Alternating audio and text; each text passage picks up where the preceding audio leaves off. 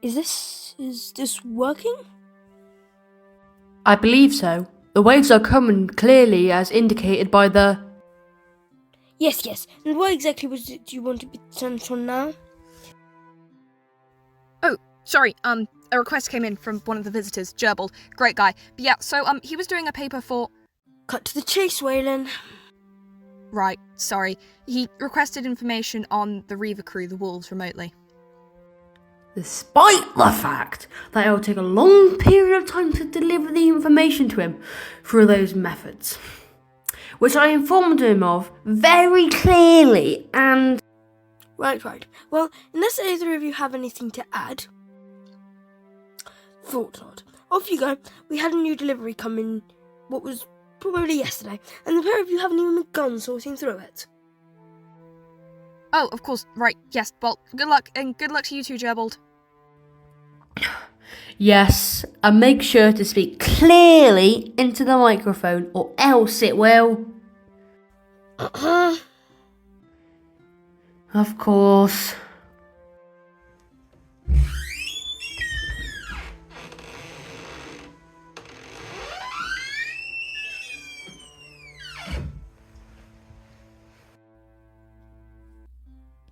Well then, where shall we start? Probably with what Void Reavers are. Yes, that would be best. In the archives we have located a document about Void Reavers and, more importantly, about specific Void Reaver crews, one such crew being the Wolves. Article 1 of the file states, Void Reaver is a general term for any person who commits piracy, theft, murder, or illegal importation/exportation of goods while in a non-atmospheric sector of space. This just means that Void Reavers are pirates who operate outside of planets' atmospheres. Void Reavers is usually shortened to Reavers. With this context out of the way, let's talk about the Wolves. The Wolves are a well-known group or squadron of Reaver crews who are known for having one of the most powerful spaceships in existence called the Hecate. It is equipped with multiple interdimensional light drives, heavy weaponry, and adamantine armor plating. The Hecate doesn't rely solely on fuel as it has UV harvesting capabilities, meaning it can fly for years without having to stop to refuel. The Hecate can only be described as menacing. It has a sleek black exterior which blends into space very well. We believe that their name is inspired by the wolf-like tactics that they employ. According to our most recent knowledge, there are 317 members across the entire squadron. The main leader is nicknamed Skull, and this person, whose identity is unknown, rules over smaller bands or squads of pirate crews named after parts of a wolf such as Fang and Claw. The smaller pirate groups or squads are ruled by their own elected leader, who is sent missions by Skull for their squads complete. The Hecate is large enough to house all of the wolves, and there are enough ports for all of the squad ships. There are 7 known squads of crews under the rule of Skull. Paw. This is the squad that is often sent to do the team's dirty work. They are not the most dangerous of the squads of the wolves, however, they are the most widespread, and they are who you're most likely to encounter. The teams in this squad often group together for different raiding missions of small towns and villages on remote planets, as they are not the best equipped of all the squads to deal with larger law enforcement.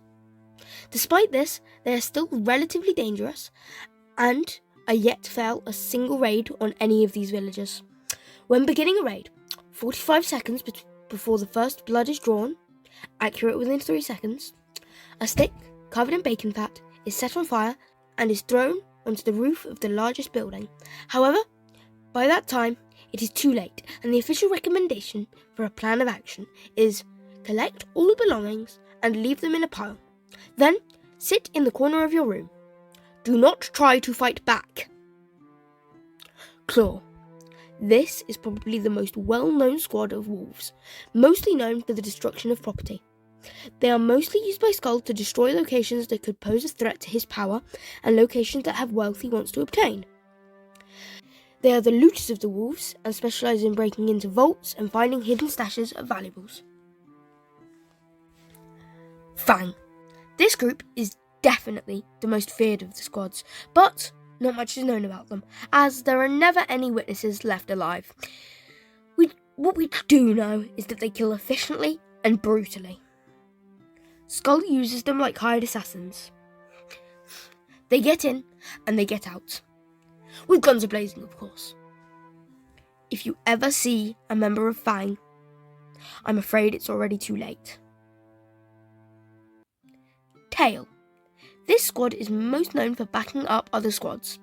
They are ordered by Skull to help other squads carry out their missions when they require extra manpower or womanpower. They mostly stay out of the action and instead help Snout repair and build ships and weapons. They are also the traders of Wolf, going to locations of trade and trading with traders and locals. They can also sometimes set up stalls that are either straight up scams or other methods to legally and illegally make money out of people. This squad is most known for spying and finding out information. They are the secret agents of Wolf, carrying out missions that require discreetness and evading capture.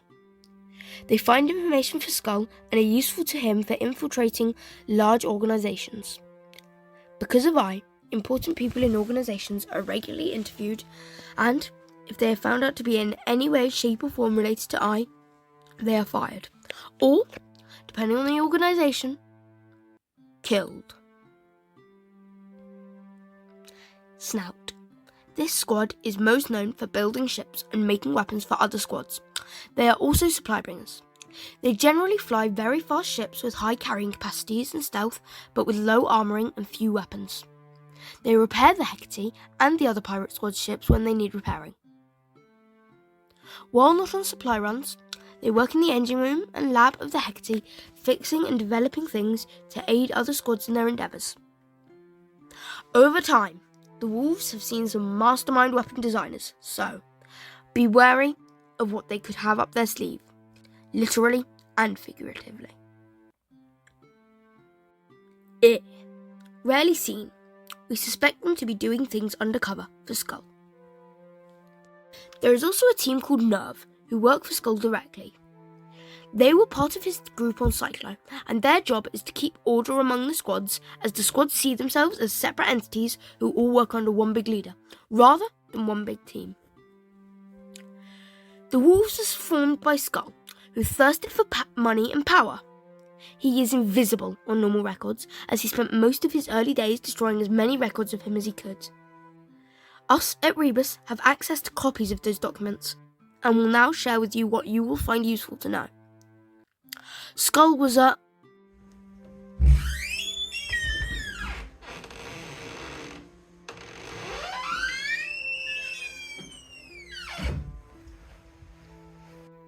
Jacob, we found this odd leaflet and it doesn't seem normal. Can you have a look at it for us? It looks like a hoax to me, but I'll get Quentin to check it just in case. Quentin, get over here!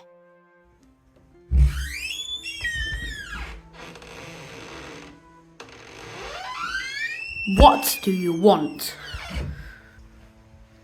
Fact check this. Fine.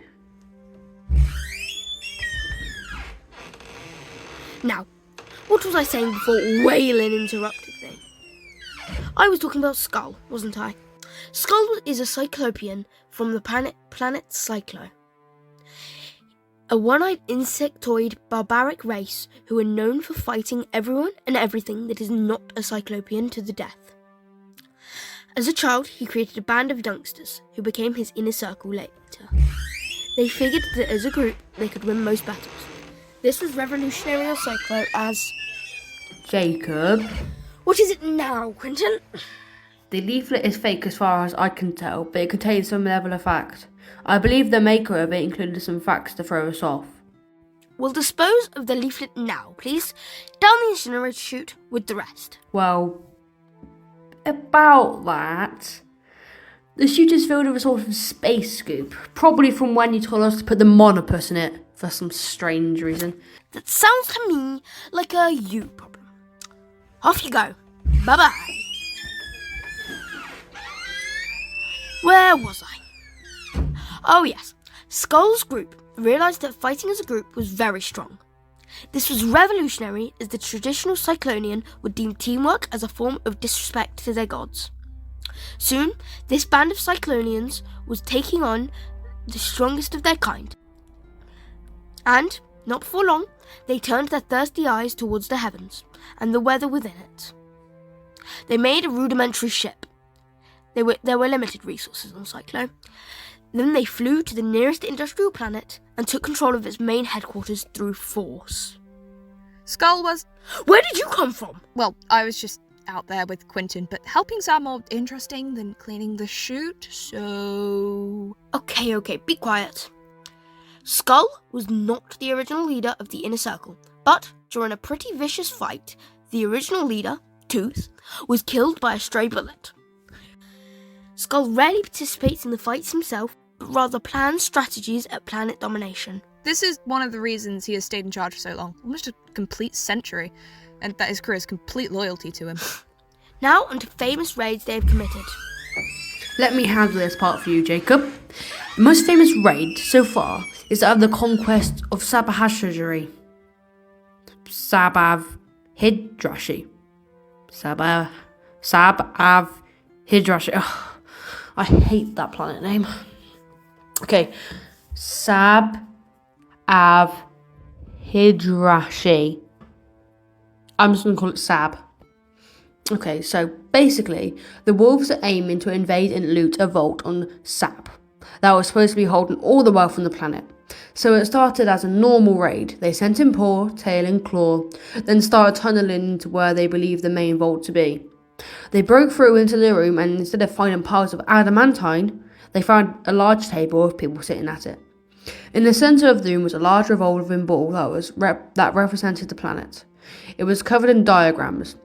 What the wolves didn't know was that they had stumbled upon the government tool, where they made important decisions about how the planet was ruled. The alarm system immediately kicked into place, and the pills and the officials instantly backed up their memories from the computer and ended their lives.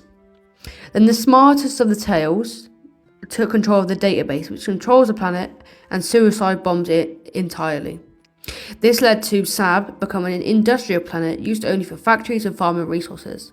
Sab became the main material and weapon maker for the wolves, farmed for its money and resources. There are some conditions a planet or location could have that would give the wolves more reason to raid them.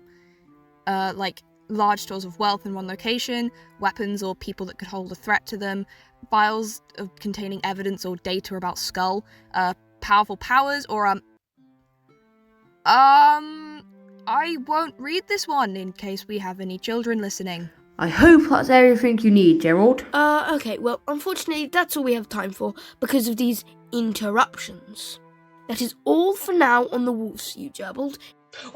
Wait. Before we go, Georgia Raginson, my pseudo-dragon familiar, wants me to tell you that if you want to contact us for anything that you would like us to make any information on, just email us with the email in the description.